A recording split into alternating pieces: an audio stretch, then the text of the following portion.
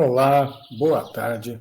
Muito provavelmente na aula de hoje você entrou aqui no AVA, olhou para esse PDF e falou: Nossa, não estou conseguindo entender nada, ou mesmo dando zoom, a resolução aqui dessa fotografia aqui não está boa. O que será que o professor quer com essa aula de hoje? Então, aqui é a foto da primeira lousa e da segunda, e na sequência eu traduzi o que estava escrito nessas duas lousas como alguns conceitos básicos de nutrição que a gente precisa começar a conhecer e a pesquisar sobre eles. Então, a minha sugestão na aula de hoje é que você anote cada um desses conceitos. Vá na internet, pesquise sobre eles, faça anotações, porque trataremos de todos eles na sequência das aulas e fica mais fácil assim a gente conseguir se entender se nós usarmos o mesmo significado para cada um dos conceitos, ok? Então, meu objetivo aqui com vocês hoje é dar uma passada por essas bases conceituais para que você comece a se nortear e facilitar a compreensão delas, tá? Então, vamos começar aqui com o conceito de digestibilidade. Digestibilidade é uma grandeza que a gente usa para medir o quanto de um alimento pode ser digerido, né? Mas do ponto de vista mais técnico, né, eu coloquei que a digestibilidade ela é a quebra enzimática ou química. Por quê? Porque se a molécula orgânica é quebrada quimicamente, por ácido clorídrico, por exemplo, tá? Então é uma hidrólise química. Se a molécula orgânica é quebrada por uma enzima, né? Então você tem uma proteína atuando em cima de uma enzima atuando em cima de uma proteína, você tem uma hidrólise enzimática. Então a quebra de uma molécula orgânica, a diminuição do seu tamanho até suas unidades fundamentais, pode acontecer de forma química, de forma enzimática ou pelos dois processos, concomitantemente, né? Ou numa sequência, né? Então, a quebra enzimática e química das macromoléculas orgânicas até suas unidades fundamentais. Então, esta quebra é a digestão, né? A digestibilidade é um coeficiente, é uma medida que a gente faz do grau desta digestão. E isso serve para a gente entender se o alimento ele é mais ou ele é menos digestível, significa mais ou menos energético, ok? Depois, a gente tem o conceito da absorção. Absorção diz respeito à passagem dessas unidades fundamentais, quer dizer, aquelas unidades que constituem as macromoléculas orgânicas. Então, se for carboidrato, são açúcares simples, se for proteína, são aminoácidos, se for um óleo vegetal, que é um triglicerídeo, são ácidos graxos. Então, essas unidades fundamentais, atravessando, né, a passagem dessas unidades para o organismo, sendo absorvidas pelas células do enterócito, que são as células intestinais, é o que caracteriza, portanto, a absorção. O metabolismo, por sua vez, já se diz respeito a um conjunto de reações bioquímicas que são coordenadas e estão presentes no organismo. Então, uma vez que os nutrientes, né, que essas moléculas orgânicas e minerais estão dentro das células, né, foram absorvidas, distribuídas pela corrente sanguínea, estão dentro das células, agora a célula tem essa matéria-prima para poder processar as suas reações bioquímicas e o conjunto dessas reações bioquímicas é que a gente denomina de metabolismo. Então, a gente vai se referir a metabolismo de carboidratos, ao metabolismo de lipídios, ao metabolismo de proteínas, né? Quando a gente falar de metabolismo de carboidrato, lipídio e proteína aqui na disciplina, eu vou estar me referindo desde o consumo, a ingestão, o processo de digestão e absorção, e depois a metabolização propriamente dita. Então, a gente precisa segmentar estes pontos, né, de gestão, absorção e metabolização dos nutrientes, ok? Na sequência, vem o conceito da bioenergética, né? A bioenergética é a ciência que estuda a energia na nutrição dos seres vivos, não só na nutrição humana, mas na nutrição dos seres vivos como um todo, né? Então, a bioenergética é a ciência-mãe, é aquela que mais se aproxima da física, vamos dizer assim, né? E aí deriva do estudo da bioenergética as primeiras e segundas leis da termodinâmica, né? Então, a primeira lei da termodinâmica, que se aplica muito no estudo da nutrição, é a lei da conservação da energia. O que é isso? É que em um sistema isolado, fechado, nada se perde, né? A energia se transforma. Então, se você pensar que você tem uma quantidade de energia sendo ingerida, essa energia precisa ser dissipada por vários caminhos, onde a soma desses caminhos tem que ser igual à energia ingerida, tá? Então, esse seria o aspecto da primeira lei da termodinâmica. Quanto à segunda lei da termodinâmica, ela é um pouquinho mais complexa, ou mais difícil de entender, mas é o seguinte. Primeiro eu vou ler como eu coloquei aqui no slide, e depois eu explico. Então, a quantidade, a segunda lei da termodinâmica diz respeito à quantidade de entropia de qualquer sistema isolado, termodinamicamente, tende a incrementar-se com o tempo. Ou seja, né, o que a gente entende por entropia? Entropia seria o grau de desarranjo, né? Então, imagina o seguinte, se você faz um bolo, deixa esse bolo em cima da mesa e passa um mês, o que vai acontecer com ele? Ele vai degradar, né? Ele vai entrar no processo de degradação. Pensa numa banana verde, ela vai amadurecer e vai apodrecer. Ou seja, o grau de desorganização das moléculas deste alimento aumenta. Então, isso é o que a gente fala que aumenta a entropia. Então, quando eu me refiro a este alimento na sua forma íntegra, original, né, como ele deveria estar no ato do consumo, eu estou me referindo a um alimento com nível de entalpia mais alto. Então, tudo que está organizado demanda input de energia. E se você não coloca energia em qualquer sistema da natureza, a tendência é que esse sistema se desorganize. Então, para o seu quarto estar arrumado, você precisa colocar energia, né? Por quê? Porque se você não fizer nada, a tendência é que ele se desorganize, né? Que a casa se suje, né? Que os alimentos degradem. Então, tudo aquilo que a gente faz, que a gente busca construir, a gente precisa de um input de energia. E é por isso que o nosso organismo demanda energia diariamente, porque para manter um nível de organização, um nível de entalpia elevado, há necessidade de ter input energético, ok? E se você não faz nada, o nível de desorganização aumenta, o nível de entropia ele aumenta. Ok? Então, esse aqui seria a segunda lei da termodinâmica aqui aplicada à nutrição.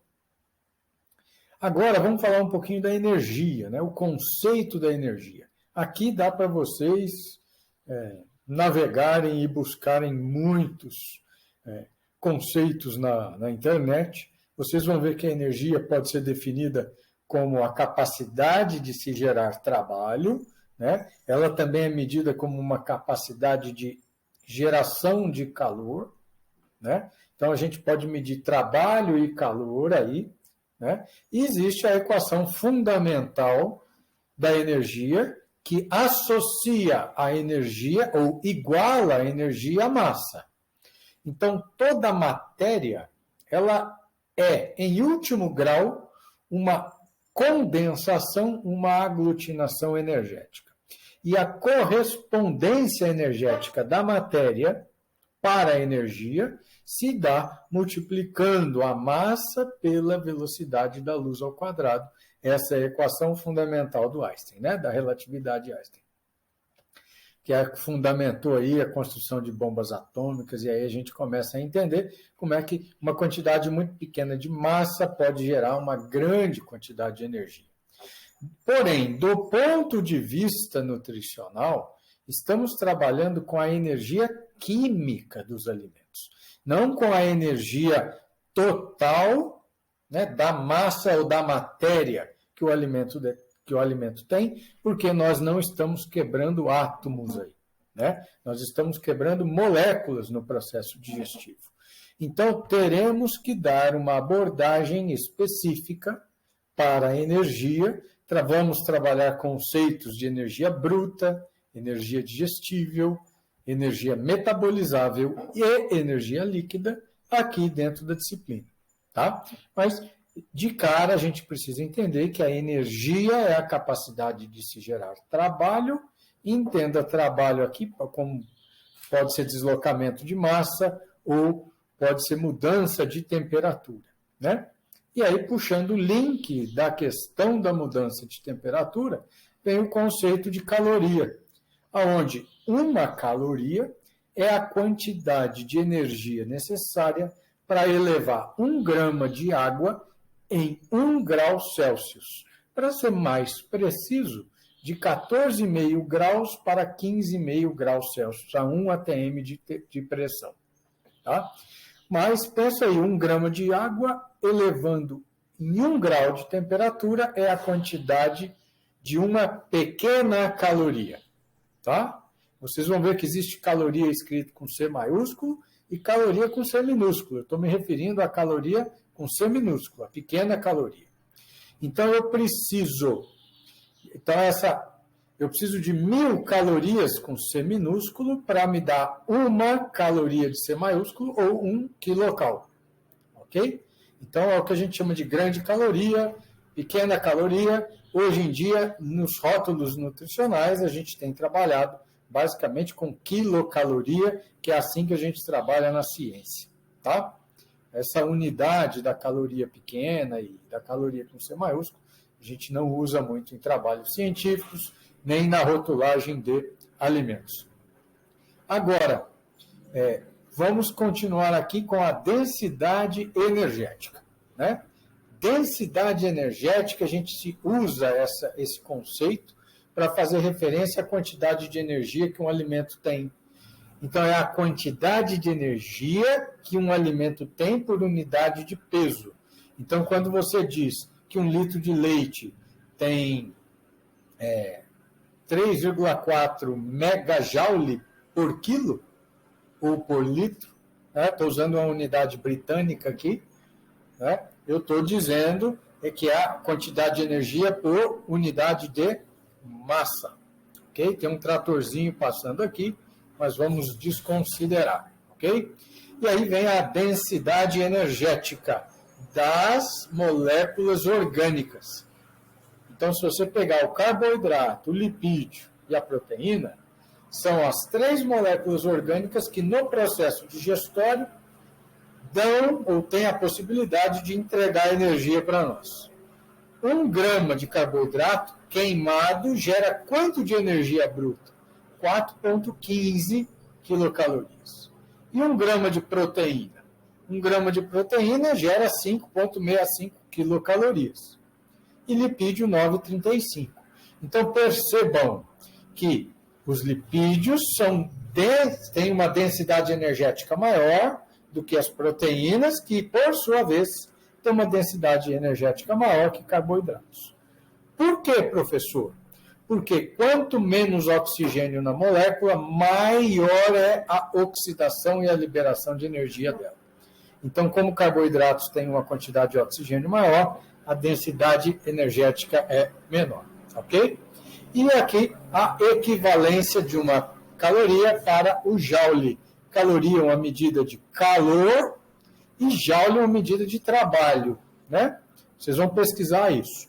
Então, para a gente converter a caloria em joule, ou a quilocal em quilojoule, ou megacal em megajoule, a gente multiplica a caloria por 4,184, ok? E existe ainda a possibilidade de fazer a conversão desta unidade de caloria para BTU, que é a unidade térmica britânica, né, que a gente usa lá nos aparelhos de ar condicionado, ok? Um BTU é 0,2522 calorias, ok? Então, agora vem o conceito de nutrientes. Nutrientes, eu já falei com vocês na primeira aula deste curso, né? É todo elemento químico ou substância que faz parte da constituição corporal ou das reações bioquímicas do organismo. Então, para que um elemento químico ou uma molécula orgânica seja considerada nutriente, ela precisa fazer parte da minha constituição ou estar presente no conjunto de reações metabólicas do meu organismo. E proteína? Proteína é uma molécula orgânica, como a gente já vem falando nessa aula de hoje, né? E é uma molécula orgânica que tem uma característica, ela contém nitrogênio na sua molécula. Esse nitrogênio, dentro da molécula proteica, né, ou da cadeia proteica, está na forma de NH2, que a gente chama de amina. Por isso que vem o nome aminoácido. Quer dizer, cada unidade da proteína é um esqueleto carbônico, uma cadeia carbônica, com um radical amina dentro dele. E, em média, as proteínas têm 16% de nitrogênio na molécula. Então, quando a gente faz a análise química, né, ou bromatológica, que a gente está medindo aqui grupos de substâncias proteicas, então a gente faz referência à análise bromatológica de um alimento, a gente mede a quantidade de nitrogênio e multiplica essa quantidade por 6,25, porque é a proporção. Se eu pegar 100% e dividir por 16% de nitrogênio, eu tenho 6,25. Então, se eu sei o peso do nitrogênio, eu consigo estimar o peso em proteína, ok? E o que seria um polipeptídeo, né? Então, vamos raciocinar aqui. Peptídeo é a unidade fundamental. Pensa num colar de pérolas. Cada bolinha é um peptídeo. O colar inteiro é a proteína. O colar inteiro é a proteína, cada bolinha é um peptídeo. Se eu pegar um conjunto de 2, 3, 4, 5 bolinhas, eu chamo de polipeptídeo, né? Então, são cadeias de aminoácidos ligadas entre si. Ok? É uma ligação peptídica, né? Entre os peptídeos, né? Mas que ainda não possuem tamanho e nem conformação tridimensional para assumirem a função da proteína propriamente dita, né? Então, quando uma proteína é digerida, ela é quebrada em suas unidades menores de peptídeos e depois esses peptídeos são quebrados até suas unidades menores de aminoácidos. Esses aminoácidos são então absorvidos, são carreados até o fígado. O fígado vai selecionar o que serve e o que não serve para o metabolismo e vai distribuir esses aminoácidos. Uma vez dentro das células, as células têm condição de expressar o seu DNA, fazendo a síntese proteica, ligando os aminoácidos na sequência específica que está determinada no próprio DNA. Ok? Então, vamos dar sequência. A parede celular. Parede celular é a membrana externa de uma célula vegetal.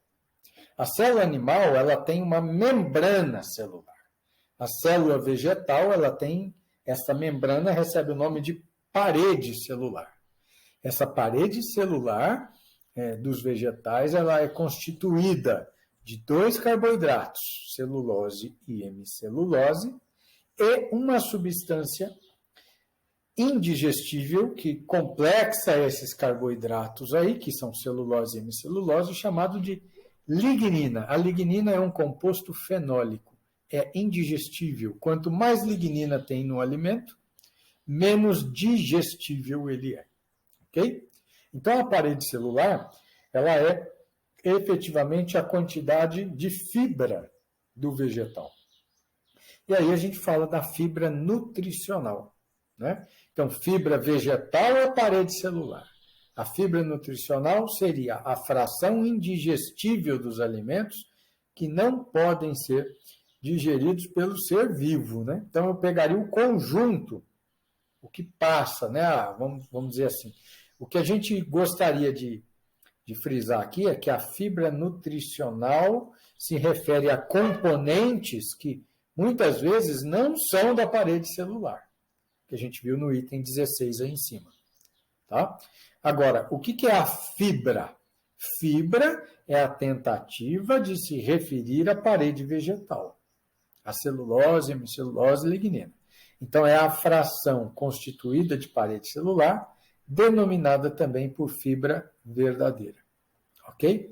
Então, a diferença da fibra nutricional é que a gente considera na fibra nutricional as frações indigestíveis para aquela espécie e que podem conter açúcares, por exemplo, que não fazem parte dessa parede celular. Ok? Agora, peristaltismo. Olha outra palavrinha, né, complicada.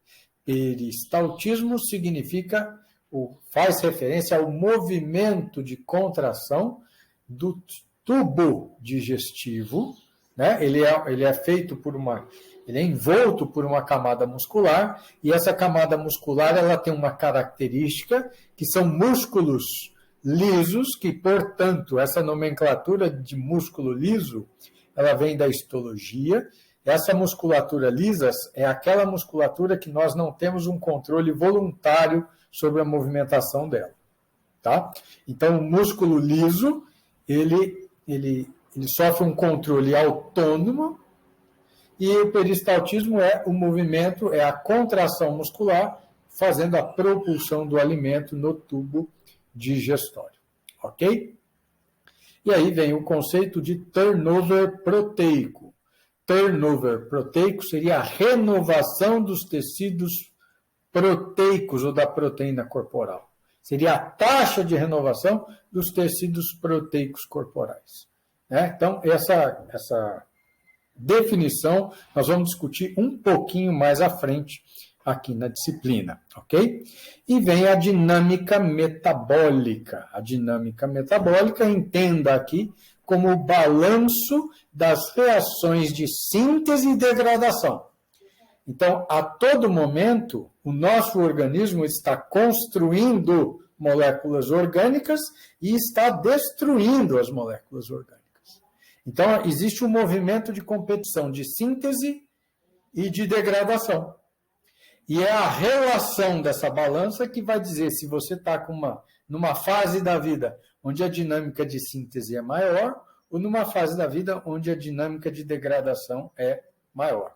Então, na infância, adolescência, a gente tem mais síntese que degradação, e na idade adulta e senescência, principalmente na velhice, a gente aumenta a taxa de catabolismo ou de degradação. Então, a dinâmica metabólica é relativo ao momento da vida, né? É controlado por uma condição hormonal endócrina do indivíduo, e isso também nos animais. Isso influencia na qualidade da carne, por exemplo. Ok? Então, esse seria o conceito da dinâmica metabólica. Então, são 21 conceitos que nós discutimos em 24 minutos, de maneira breve, que eu queria te dar um alinhamento para que você pudesse começar a pesquisar sobre eles na internet. Nós usaremos esses conceitos durante todo o curso e em todas as aulas, assíncronas e síncronas. Ok? Um grande abraço, fico à disposição. Dúvidas, postem aqui no nosso grupo do WhatsApp, ok? No grupo da disciplina. E vejo vocês no próximo encontro. Grande abraço.